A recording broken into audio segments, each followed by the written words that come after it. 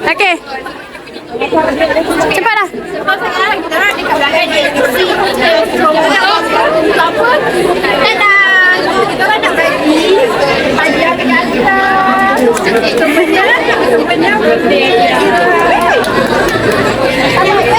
Ada pertama ni warna pink. Daripada kita orang bertiga. Kadang-kadang ada cakap kat anak cakap kat ini. Berat tau. So pada mana dia pegang. Alright. Kata kena bagi awal.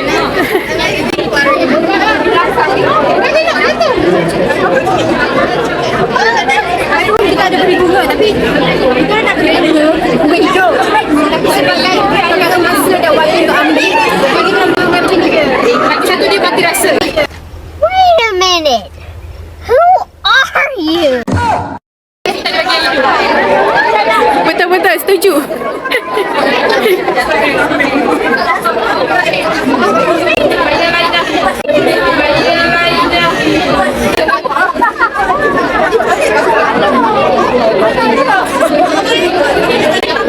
Tak payah, tak payah.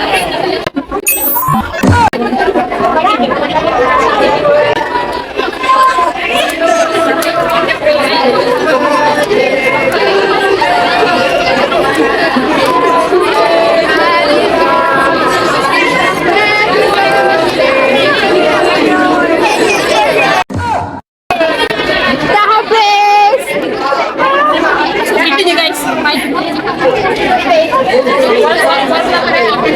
Hati-hati lah sedikit kata-kata. Dengan loading lagi. Dengan loading.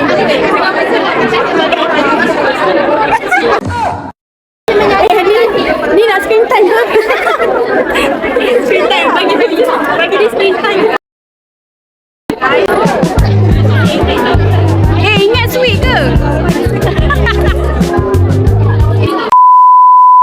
Alia okey tak? Nampak ah. Penat. Apa dia? Berapa berjainon? Ya. Okey dah.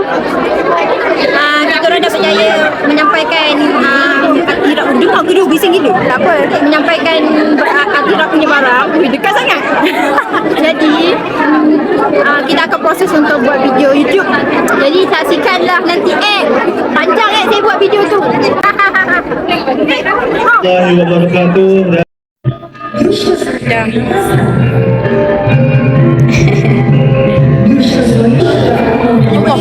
Dua kamera ya? Macam sini kan bawah sini.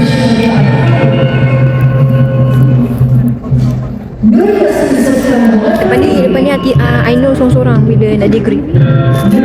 Sikit ada kawan sebelah. Tak tahu siapa. Yeah.